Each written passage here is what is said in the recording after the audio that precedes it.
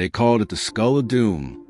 In 1924, deep within the ruins of an ancient Mayan city in Belize, young Anna Mitchell-Hedges stumbled upon something that should not exist: a crystal skull, carved with an anatomical precision that defies both ancient and modern technology. No chisel marks, no evidence of polishing. A single block of pure quartz, shaped against a natural grain, a feat modern jewelers still struggle to replicate. For nearly a century, the Mitchell-Hedges skull has haunted archaeologists, mystics, and skeptics alike. It is either the greatest artifact ever found or the greatest deception ever crafted.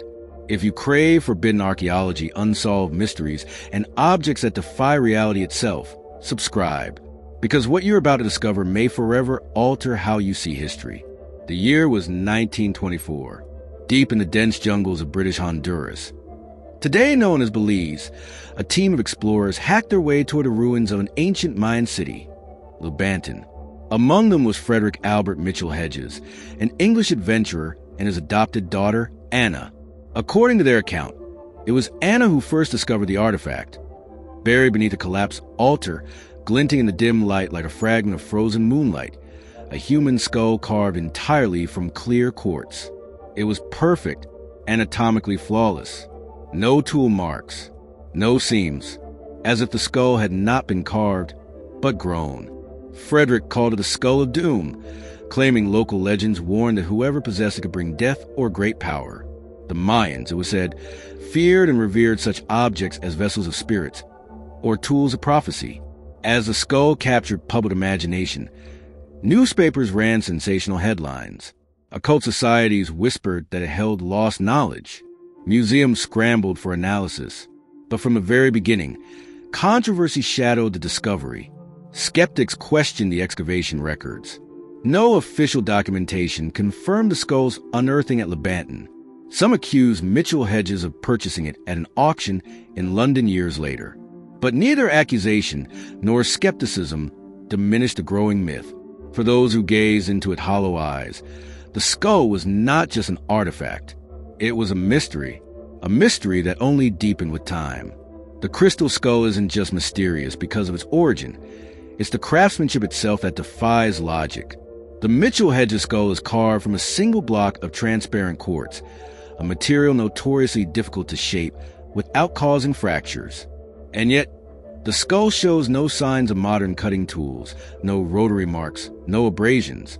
Even more astonishing, its anatomical precision.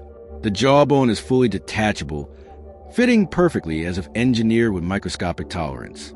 Light refracts through the eye sockets and cranium in ways that suggest intentional optical design, centuries before modern optics even existed. For years, scientists debated how ancient cultures, without access to diamond-tipped drills or high-speed rotary equipment, could achieve such perfection.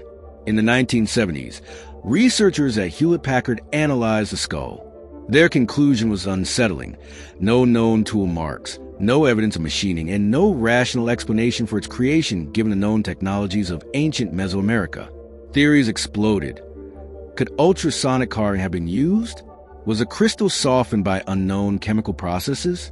Or, as some suggest, was it shaped using forgotten techniques passed down from civilizations far older than we can imagine?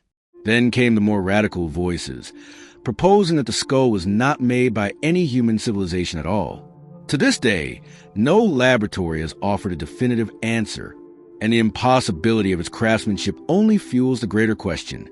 If ancient humans didn't carve the crystal skull, who did? Chapter 3, The Esoteric Connection, Powers, Legends, and Prophecy. The crystal skull's mystery doesn't end with its creation. For some, its true power lies far beyond the physical. According to various Native American traditions, the skulls are far more than ornamental. They are said to contain sacred knowledge, ancient memories, and even the wisdom of other worlds. Some legends speak of 13 original crystal skulls scattered across the earth. When reunited, they would unlock profound secrets or trigger a new era for mankind.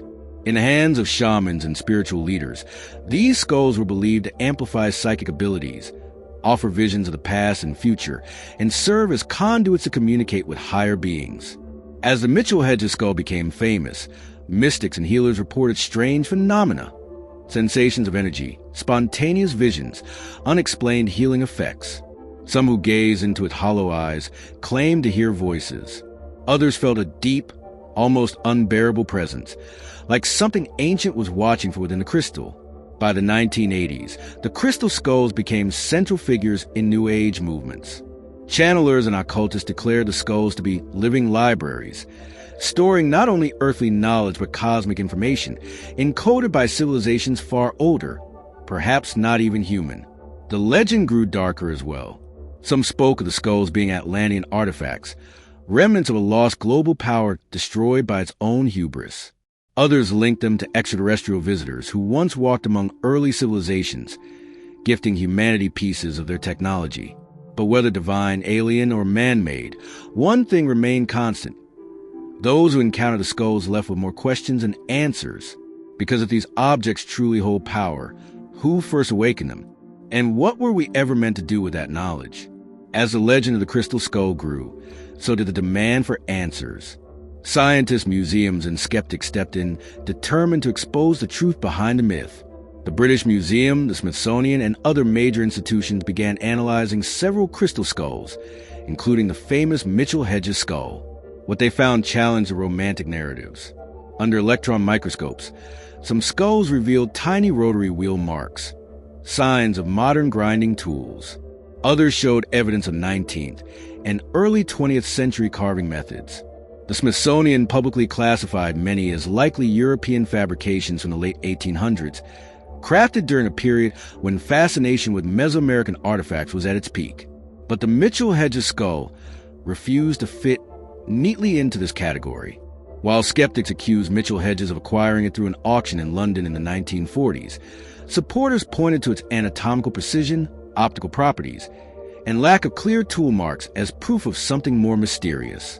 The Hewlett-Packard study, often cited by believers, found no definitive evidence of modern machining, and no laboratory has ever been able to confidently date the skull itself.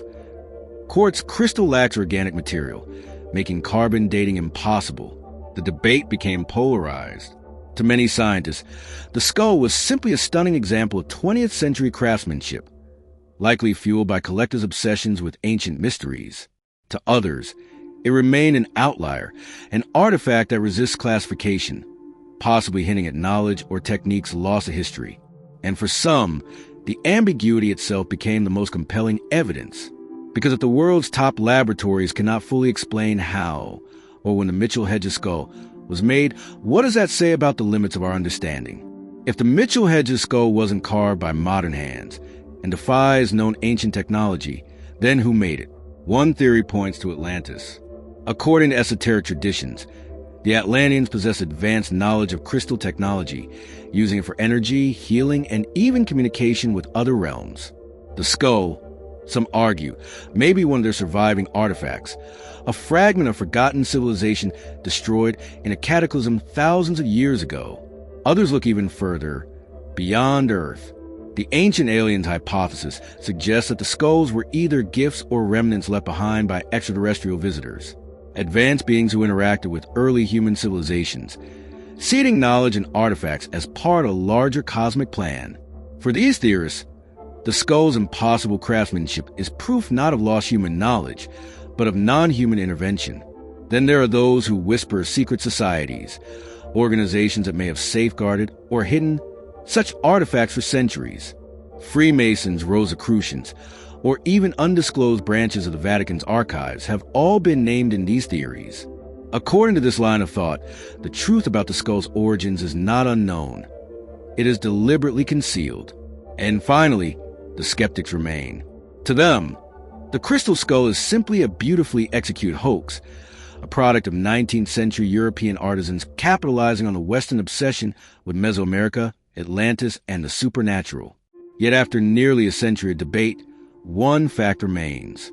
No one has proven beyond doubt where the Mitchell-Hedges skull came from or who made it. Its origin remains lost in the space between history, myth, and possibility. Nearly a century has passed since the crystal skull first emerged into public view. And yet, despite the tests, the debates, and the countless theories, the mystery remains. The Mitchell-Hedges skull continues to haunt the edges of both science and myth, defying classification, eluding final judgment. For every expert who dismisses as a forgery, there are others who see in echoes of something far older, a lost technology, a forbidden secret, or perhaps a message left behind by forces we do not yet understand. Why does it endure? Perhaps because the human mind cannot resist the allure of the unsolved, because it whispers to something ancient within us. Our hunger for knowledge, our fear of the unknown, our hope that there are still truths buried beyond the grasp of history.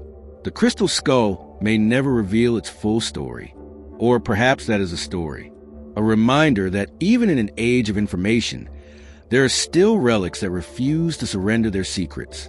And perhaps some were never meant to